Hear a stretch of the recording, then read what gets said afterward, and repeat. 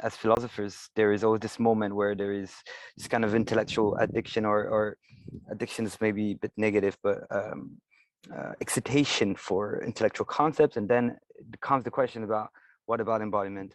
And then what I saw in myself, and I see maybe around me, is that you become philosopher of embodiment, and not necessarily still not an embodied person. And you can fall in this trap again and again, and it's like, yeah, I don't know how to get out of it. Yeah, just. I agree. I think part of it is like putting yourself in a situation where you have to step out of it. I'm Paul, founder of Manifesto. Core is our online mastermind network, and this video is recorded live during our weekly community meeting. If you like it, then subscribe and check out our website if you'd like to join the next community meeting held every Friday.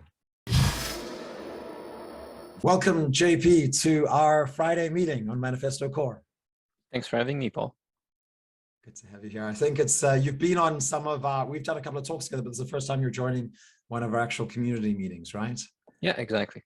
Yeah. So guys, I mean, if you don't know JP, then he's the editor of the Symbolic World blog. I think he's a programmer in his day job, but I'm really impressed how he can take some pretty abstract philosophical ideas and bring it down in a really down-to-earth, grounded way. And that's something that I need a lot of these days. And that we're going to be specifically talking about today is this idea of embodied intellect, or, you know, kind of like staying within one's own sphere of experience and influence, really, as well. So I think that, you know, we've seen just like this accelerating cycle of information that's coming at us faster and faster. And so I think this is becoming even more important. And it's a good thing that we can do together as men on a network such as this. I think there's lots of places one can do it, but I think it's an absolutely core thing for us. If we were saying, like, okay, you know, part of the reason why Manifesto exists is to gather together a group of men to create the kind of system of values and a culture of being that can stand firm in the times that are coming, where we don't really know what's coming, then I think this is a key conversation to be having. So JP, good to have you here. Sounds good.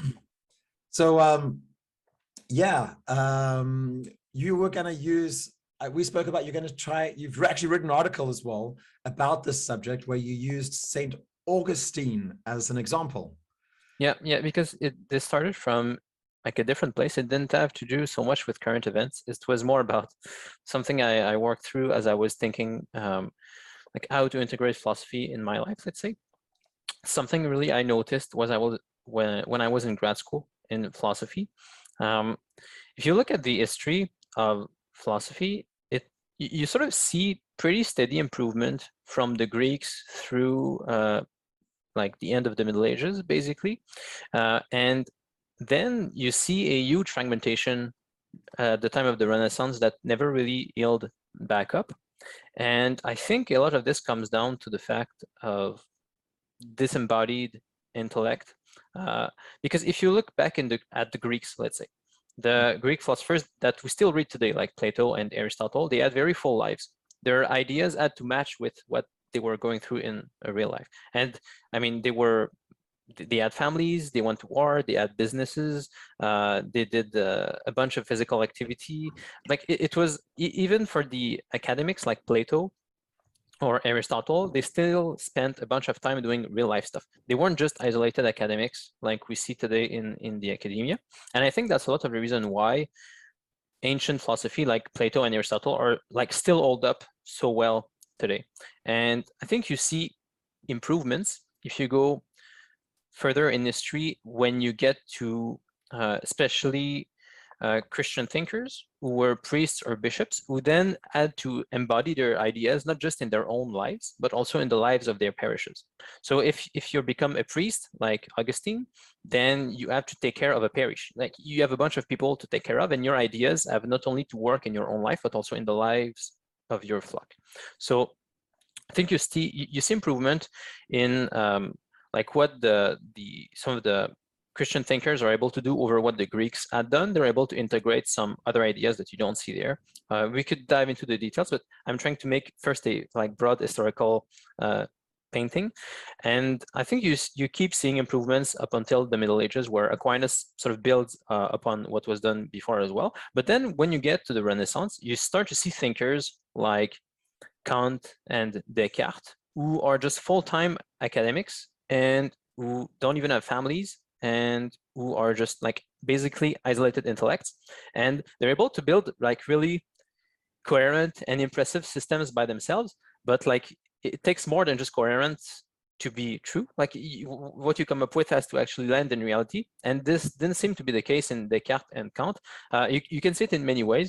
There's in Ian McGilchrist's book, the first one on the master and his emissary, he's pretty brutal about Descartes and Kant and like explains how their ideas are schizophrenic, and they have like actually schizophrenic impact on them and on the people who read them, because they're disembodied kinds of philosophies. So it's not just that as individuals, Descartes and Kant were isolated and just thinking about their ideas themselves have profound disconnections in them. So to give a broad idea, Descartes is probably famous enough for that, for separating the mind from the body and like introducing a formal dualism that wasn't present before. And with like, Kant, I think, therefore I am, is the famous saying, right, where he basically identified the person with the thoughts, which is, I don't know if that's how I would put it. Like it's where he sort of grounds certainty, but he finds that he's trying to pull two things together. So on the one end, there is a thinking substance, as you alluded to. When you're thinking, there is something that's doing the thinking. There's a sort of substance there. That's how he sees it. But at the same time, he was also a mathematician who was seeing the rise of the materialistic worldview around him. And this looked like a completely different kind of substance. You have material stuff around you that follows mathematical laws and doesn't seem to have anything to do with quality or with mind. So what he did was to say that those are two different kinds of substances, and you end up with a dualism. And like he tries to do some things to pull them back together, but it doesn't work as well as what you had before. Where for, let's say in classical thinking, you can see this from Aristotle to Aquinas. Let's say you can see this from like a very long stretch of philosophy, where the mind is the form of the body. You can say that the mind is the pattern holding the body together. So anyways, you didn't have a dualism there. The point I'm trying to make is that the disembodied philosophy that you see in Kant and Descartes had actual repercussions also in disembodying like them as people, and also people throughout history. And then this is what we normally talk about in Western society today. We talk about like people are like cut off at the head, basically, right? Yeah. And then there's this kind of tendency for people to flip from the one to the other. It's like, oh no, you have to like get out of your head and into your body. But then we like end up in these intellectualizing spaces and not living. Mm-hmm. Yeah, exactly. And you can even see it in history, what happened pretty soon after Descartes and Kant, where you have like two sort of two archetypes fighting one another. So you have the nerd archetype. That's really like Kant and Descartes, like the person who's just alone thinking by himself. You can think of Spock too, like the disembodied pure logical being. But this also caused a pushback with Romanticism, where people were thinking that, well, then if we're so disconnected with the world, we're going to try to go for something that connects us with the world somehow. And it had even like very bad immediate political consequences, because it's one of the reasons why Napoleon was actually popular. Like we remember Napoleon, I think correctly, as someone who caused a lot of mayhem, but at the time he was actually pretty popular, because by just like asserting his will on reality, he was at least giving people like a touch with reality again. So because it's like the opposite archetype from the nerd archetype. Like Napoleon is the one who doesn't think too much, but does a lot of stuff and like is profoundly connected with the world, though it's done in a negative way. Yeah. So you're talking about like too much head or too much body, and then swinging between. Once we split those things out, then we don't find the natural balance between them. So we either go and people have a propensity to too much head or too much body. Yeah. As well. And I think pretty much everybody listening to this probably can recognize themselves being one of those places, right? Yeah. And I think still today, if you look at, like, if you go to a philosophy department in most universities, you'll see very distinct branches, like people who have gone off into their own directions and that aren't connected to one another. So I think we haven't healed back from there. But I think the good move to try to solve this isn't with more arguments, at least not initially. I don't think that's what's going to do it. I think it's probably good to go back to the practices, like where you add an integration where people were able to come up with good ideas that actually gathered people rather than fragmented them like we do before. So that's why I think taking the example of Augustine is really good, because he was a massively influential thinker on Western thinking, and he really did this bottom up. He started, like, it's especially for people who don't know much about Augustine's biography, it's good to know how messy his life was when he was young.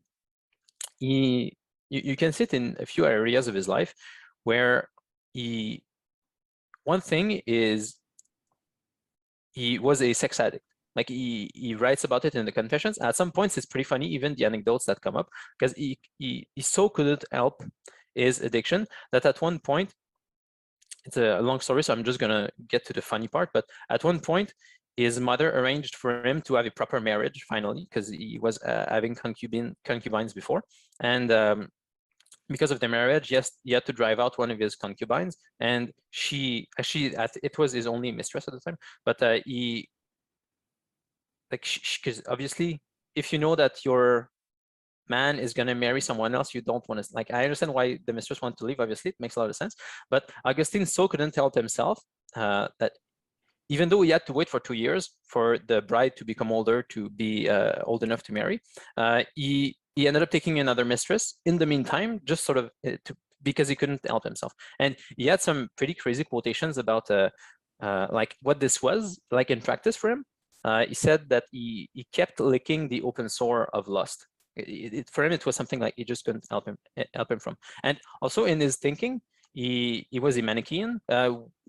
These people aren't around anymore, but it was a strange sect where their metaphysics was kind of like the Force in Star Wars, maybe you could say, where there was like a positive substance and a negative substance in the world, like the good and dark sides of the Force. And they had funky interpretations. They were involved in astrology and a bunch of weird things. And Augustine was really involved in that stuff. And it had a disordering impact on his life in general. And he was, you can read it in his Confessions, which is his autobiography. He invented the style, basically, for the autobiography. It didn't exist before. So in that book, he talks about his own story. And it took him really decades of, maybe 2 decades of struggle to work through these issues. I should say a decade. Like, he started thinking about this when he was a teenager, and he converted to Christianity by the end of his 20s. And that's when things got more stable for him. But what you're trying to say is this guy lived a really chaotic life, and he was really experiencing and experimenting in all kinds of different things, and kind of fully engaged. And he was also studying philosophy, right? And kind of like in the kind of royal courts initially, yes. Yeah, he was, as he was like having these personal issues, he was also a rhetoric professor. So he was a really gifted speaker, was very charismatic. So he had a good job as a rhetoric professor. He was involved like in these kinds of milieus. And he also, you can also see in his Confessions that he wasn't really happy about what he was often seeing, like just basically giving arguments or teaching people how to get what they want by speaking rather than cultivate something actually good. But through thinking about these things, through trying to work through his issues, there were 2 steps really that did it for him. One was the Greeks. I mentioned earlier that the Greeks, like Plato and Aristotle, had really positive philosophies that work well, that hold up even today. And Augustine was able to see something more than just the passions through the philosophers. I think it was in particular reading Plato or Plotinus, I'm not sure, but he had a mystical experience when reading Plato, I believe. And this opened up a new realm for him, where he got much more interested in ideas and cultivating the good, cultivating virtue, rather than sort of cultivating his passions as he was doing when he was younger. But he found that he couldn't really hold himself there. Like, even though he had this peak experience and he could see that he needed to change his life, he couldn't really hold it. It was only after he had another spiritual experience, this time with Christianity, that he was able to sort of stay there. He ended up even becoming celibate and becoming a priest. Like, there are pretty funny lines where at some point during the time of his conversion, where he's not yet fully Christian, he mentions that God, please make me chaste, but not yet, because he wanted to, like, he didn't want to be free of his addictions, basically, and he was so charismatic that it was easy get away with what he wanted with women. So he, but eventually, after this second spiritual experience he had with Christianity, he was completely cured of his passions, and he ended up not caring and wanting to live a monastic lifestyle. But he instead became a priest, and he was a very good priest because after having lived so much and worked through so much issues, and you can see it in the Confessions, it's like he has an entire metaphysical system that he takes from the Greeks combined with a moral theology that integrates some of what you find in Aristotle and also in Christianity with the narrative of Christianity. And like he's able to tie those things together in a way that like is still very influential today. It was one of the main texts read throughout the Middle Ages, and still today people will refer to that text for, like, phenomenologists will study how he sees time in that worldview. There are modern Platonists or Neoplatonists that will still read it for how he used Plotinus and Plato. So anyways, it's been a very influential text. Yeah, maybe I could just stay there for a little second more, because I think we don't realize how reliant our culture and our understanding of ourselves and our society is dependent on, especially a thinker like, in the West, Augustine. It's just, he's just so central. And we have this tendency, so universities have stopped, including him probably in many philosophy courses. But if you just go back a little bit further, then that was the core thing that everybody kind of had to, revolve around or consider, right? And so things have been built either in reaction to, or, further building on, and this guy is like absolutely core for our way of thinking today, in a way that Shakespeare is, and the Bible is as well, and these kinds of things, right? Yeah, Augustine really built something extremely impressive. Like he built a metaphysics that basically was the home of the West for 1,000 years. Like that's how people saw the world, was Augustine. And he did that not because he wanted to be like this crazy intellectual. What he wanted to do was to help people around him. He initially was just working on his own issues. When he became a priest, then he had to take care of people around him. After just 3 or 4 years, he was made a bishop. And it's after a few years of being a bishop that he wrote the Confessions, because he wanted, like, he thought that this could be helpful to some people around him. But in doing that, what he had focused on was solving his own issues and then helping the people around him. What he ended up creating was actually a philosophical system, an intellectual system that lasted, like, that was really dominant in the West for something like 1,000 years, and is still influential today. So the reason why we started speaking about this is that Augustine gives us, I think, a really good pathway for navigating realms where it's really easy to veer off into intellectual ideas. Like it's really easy today if you study philosophy. I saw it when I was in grad school. I saw a bunch of people around me, and I felt that temptation in me too, to go into, like, explore all of these different paths. That now there are so many people who have written articles about this or that precise thing that is super idiosyncratic and detached from reality, but it's a world now. There's so many people who have written on that stuff that you can really lose yourself into that. And I saw people going into those different directions, and I didn't want to do it. Like I was contemplating doing my PhD, and I saw people around me who were doing their PhD just a bit older than me, and like academically they were doing some cool stuff. Let's say I could see that they had some success in the academia, but the rest of their lives were a bit messy, and like they didn't seem like they were full people. And often, especially for people studying stuff like moral philosophy, there are some pretty bad statistics about people studying, let's say, this branch of moral philosophy and actually applying it less frequently than the regular population in their own lives. There's a real disconnect you can see in these kinds of studies. Pretty depressing. Sometimes you'll have like 2 moral philosophers who like defend some moral philosophy in their day job because that's what they've been doing, that's their career, but they're more likely in practice to follow the moral theory of their opponents. There's this kind of stuff that happens, but I didn't want that to happen to me. And I saw that what Augustine exemplifies, and I think you can see that in general, as I said, in the history of philosophy, the more a thinker embodied his ideas in his own life or through the lives of his people, then those ideas were better.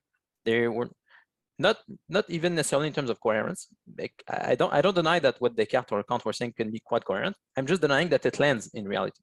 And like testing ideas in reality in your own life, like the Greeks, or through your parish, as in the case of Augustine or Aquinas, then this assures you that your ideas can land you. So as I said, initially, this was for me more about philosophy and developing a good philosophy.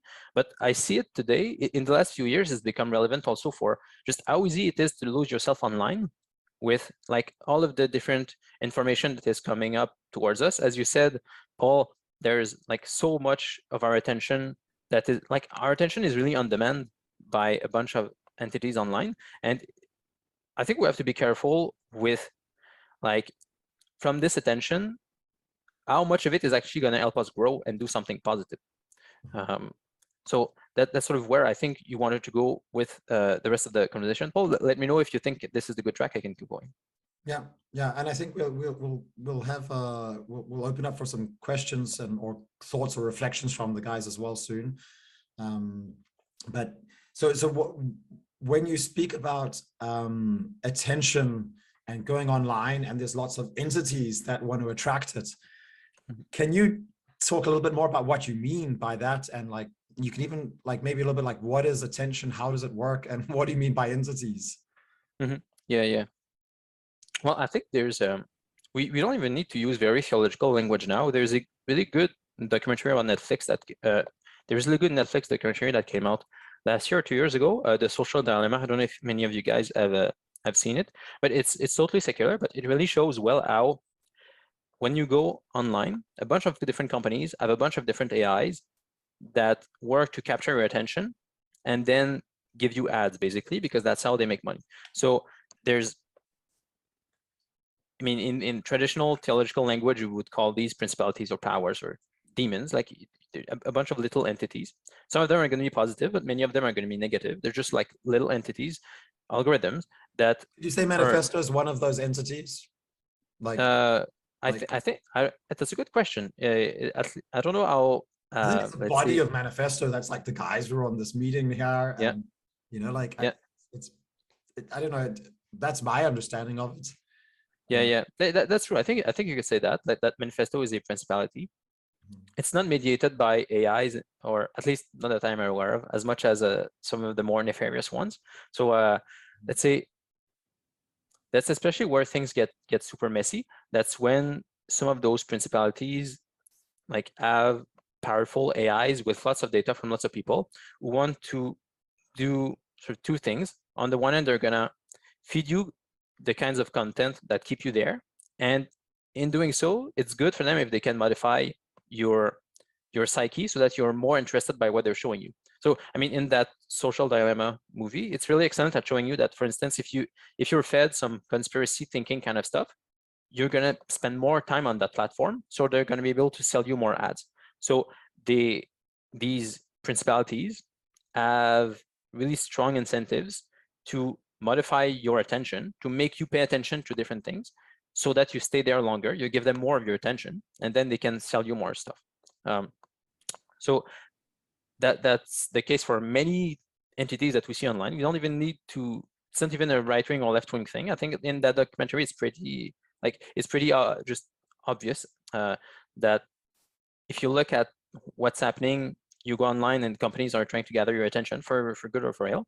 And in some other cases, as you said, since you mentioned manifesto, it's an interesting case. In that case, it's not mediated through algorithms, but you're still on a way trying to gather the attention of the people who are there, obviously, otherwise the manifesto wouldn't exist. So you're still doing that. I think it's in a more positive way than what some of the other companies are doing. But that's the basic framework to think about these things, I think. Yeah.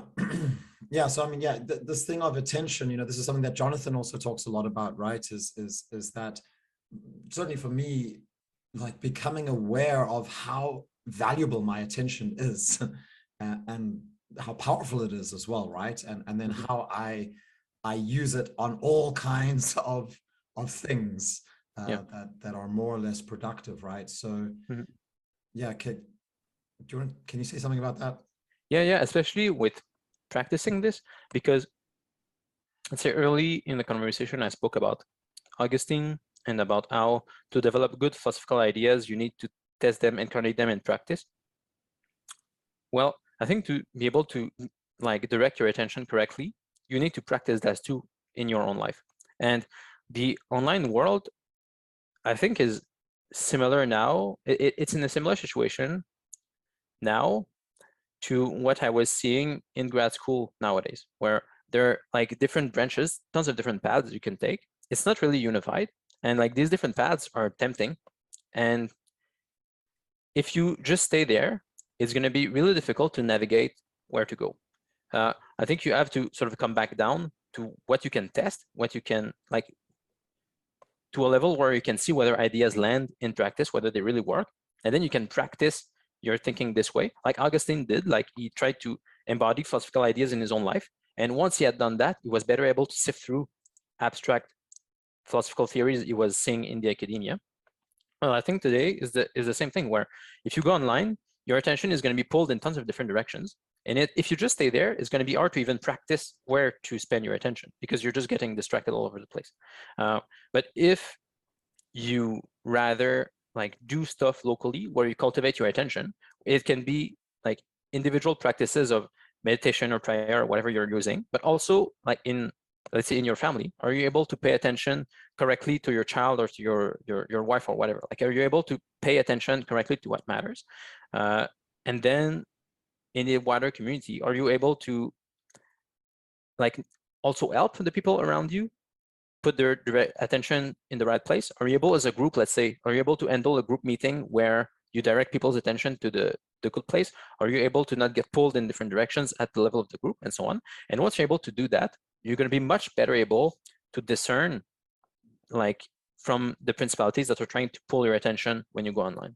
Yeah, no, so I think this is really central to what we're trying to do actually in Manifesto, because I think for all of time, you know, we talk a lot about like tribal society and the kind of dynamics that played out in like, you know, more primitive human beings.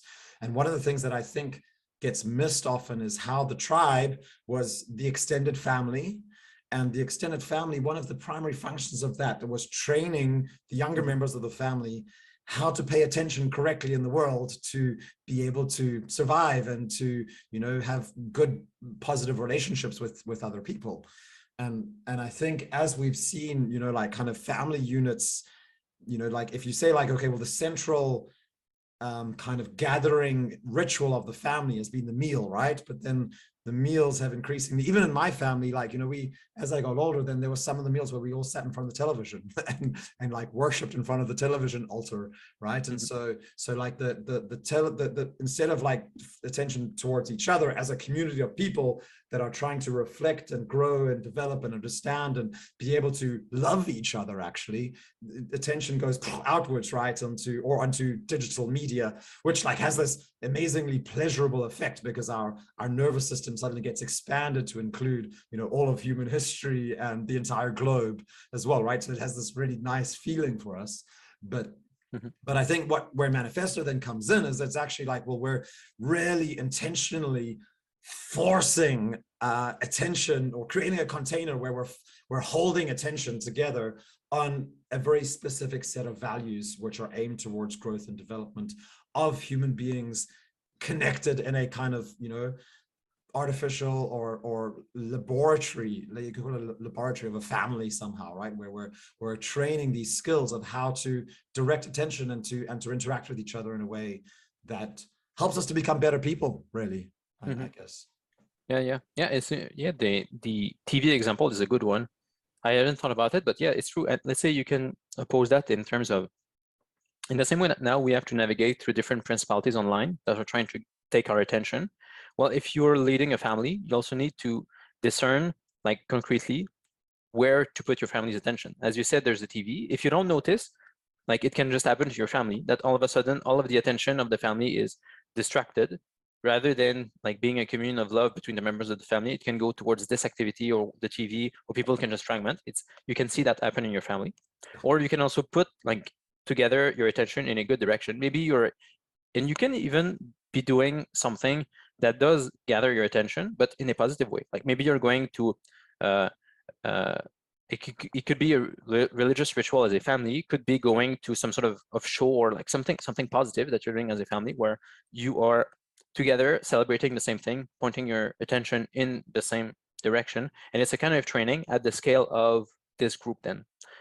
So hopefully what Manifesto is doing is that you're doing this online where you take people's attention. Well, I know that you're not just online, but let's say for these online activities like today, for instance, we're trying to at least take our attention together and put it in a good direction online. So hopefully Manifesto is acting as a good principality online, directing our attention in a good place. And at the same time, helping us avoid places or notice places online where we go and our attention is getting distracted in bad directions. Mm-hmm. Yeah, I think, you know, there's this function that like culture has often helped to shape, you know, the directing of attention in a good way. But we've kind of like, we're not aware of it a lot of the time. So one example, I actually haven't shared this before publicly, but I think we've got far enough past it. So in my family, I grew up with the father sits at the head of the table and then the kids are down towards the end of the table or something like that. And, you know, like there's this kind of like fixed way of sitting. And in my wife's family, it's always the smallest children who sit at the head of the table, and the attention very much goes towards the smallest children. And so, you know, as me and my wife have a 1.5-year-old, then, you know, we noticed that we have this difference in the patterns of interaction in our family, which obviously shape attention, you know, because the person who is at the head of the table, that's where the attention goes most of the time, right? And so, and so I really had to think a lot about this, and I spoke to a couple of people about it, and I realized like, well, this is actually an important thing that I think needs to be done in an intentional way. And so I said to my wife, like, hey, I need to sit at the head of the table because that's the way I want our family to constitute ourselves. Because, you know, I might not always be I might not be fully proficient in leading our family and leading our attention through the mealtime, but like giving that role to my baby instead. You know, when we have guests around, then, you know, like everybody's looking at the baby and the baby is actually guiding the attention of the meeting. It's like, well, you know, that's you know, that it harmonizes very well with like our culture sometimes, which is like this glorification of the innocence and the young or whatever, right? But like, it's like, no, I believe that there's a role for hopefully wisdom, which I can hopefully start, at least if I don't have it, can develop through putting myself in that role where I need to lead and guide and stuff like that as well. And so, so that was a discussion, which took a little while, but has landed now in where I'm now sit at the head of the table most of the time. Sometimes I give it to my wife and she sits there, because it means that, like, you know, Emmanuel sits on the one side and she sits on the other side, right? We were just the three of us. But I think these things are important, and I think that we you know, it was the hippie generation, obviously, that with her family. And when I was thinking about this, then I suddenly an article popped up where, you know, I saw like a man saying, like, you know, oh no, I'm a part of the patriarchy, so I need to step back and give place to everybody else. I have plenty of space to say stuff and stuff like that, right? So no, my children and my wife, I listen, and like, yes, listening is good, but I think that for me, there's an abdication of responsibility if we don't see our role as men to protect, provide, and guide and lead our families as well. Yeah, that's a good example. It reminds me, like, say, one layer up about processions that would happen in a medieval city, for instance, where you'd have a procession where maybe actually the bishop would be last in the procession. The person leading would actually be last, but still, like, the attention will ultimately be on the bishop and trying to redirect it to the highest. But sometimes they would have carnivals where they would invert this, like in Quasimodo. I think, yeah, I don't know how they call it in English, but whatever movie about Quasimodo, they do a procession. Yeah, Notre Dame, yeah. So they do a procession where they invert it, and it's the sort of stuff they would do once a year, or like at carnivals a few times a year, where they would purposely, let's say, put the baby at the head of the table to sort of show people the end of this process, and then things would get back to normal. So they would put, like, if they would do a procession that Quasimodo was leading, for instance, they would put a donkey in the church. I think they would have, like, put a donkey even, like, at the altar, so it would sort of be acting as the priest for that day. So people would do this kind of stuff to play with this hierarchy too, and show, let's say, try to encompass even the parts that aren't, like, the things that escape, let's say, the strict hierarchy, but nonetheless, as you say, ultimately, like, it would be a failure of leadership not to take responsibility for, like, directing the attention of the people. And you need to practice this too. Like, as we said, like, one of the things that made Augustine such a great philosopher was that he was leading people. He had to practice leading people, and when he did that, he of course made mistakes. Like of course, like I'm sure when he was a young priest or a young bishop, he made a bunch of errors. But like he still had to work through these things to be able to ascend in the hierarchy and ultimately publish works that owned the West for 1,000 years. So when you're a young father, you're going to make a bunch of mistakes when trying to direct the attention of your family. But like if you never do that, then you also won't ascend and your family won't ascend either. And maybe the central thing that you'll ever learn, I guess, is the need to, you said something about like, you know, allowing for the inversion sometimes, or including the margins, or, you know, all these things that Jonathan talks so much about, where, which is like, you know, like we have a specific order, but we have to know that our ordering of reality is always going to forget something or leave something out. And so having a process whereby the excluded can be seen, at least, is important, because otherwise it develops into tyranny or something like that, right? So, yeah, good. So guys, I'm going to open up and say any questions. I think we'll take one question here, and then we'll stop the recording for those who are following online, and then move into just like a community-only discussion with JP. I'm going to point out somebody if I don't get a volunteer. So who has something for us that they want to reflect on? Hey, Timothy, good to hear. Good, let's hear from you. Looking like you're heading into spring there. Is that, are you in Belgium, right? It is, yeah. Brussels. Brussels, yeah. Definitely good times. Thanks, Jean-Philippe, for the presentation. And yeah, what I'm very curious about is this piece you talked about embodiment. I feel that as philosophers, there is always this moment where there is this kind of intellectual addiction, or addiction is maybe a bit negative, but excitation for intellectual concepts. And then comes the question about, what about embodiment? And then what I saw in myself, and I see maybe around me, is that you become philosopher of embodiment, and not necessarily still not an embodied person. And you can fall in this trap again and again, and it's like, yeah, I don't know how to get out of it.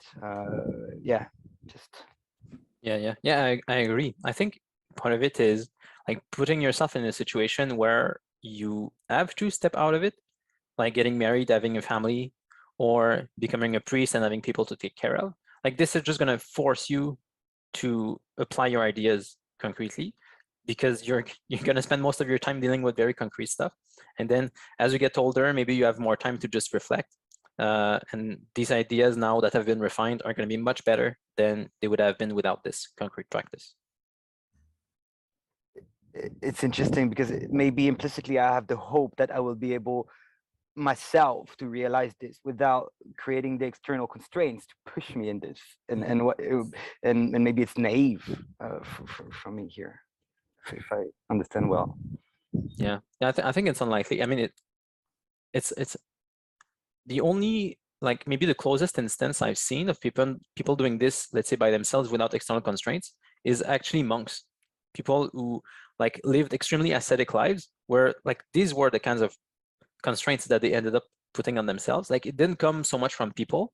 Well, actually, it still kind of came from people too, like from the other monks in the abbey. But I think it's probably the scenario where, let's say, you have the least immediate constraints. You don't have, I mean, some monks do have to take care of other monks directly, but many monks have to basically just take care of doing their practices, obeying what they're being told, and then spending time in study and prayer. Whereas priests will have directly people to take care of, or fathers will have directly children to take care of. But even then, like, it's good to keep in mind that for the monks too, it can go off the rails pretty easily. We don't have that many stories of monks going crazy in the West for complex reasons, I think. But in the East, it's much more common. So even then, like trying to the way to spend most of your time, like in the intellectual realm and have really good ideas, may well come from a monastic lifestyle. But even then, I think you can feel that you're sort of getting close to a dangerous line, because there are monks that just go haywire. Yeah, I think that's what you started talking about with Augustine, right? About like that he saw all the ideas that he wanted to do. I mean, the passage that came to my mind is Paul. I think it's in the book of Romans, where I actually just found the text. So, for what I want to do, I do not do, but what I hate to do, I do. And if I do what I do not want to do, I agree that the law is good. Yeah. So it's like this is just like the human condition, right? So it's like if we leave a back door for ourselves, we use it. Like actually, you know, we can never live up to our own expectations to ourselves or our own ideals that come from our own mind, especially. So it's like the surrender to something else that can enable it, I guess. But let's take that more offline or off the recording, so we can actually dig into it without having to think about other people watching online.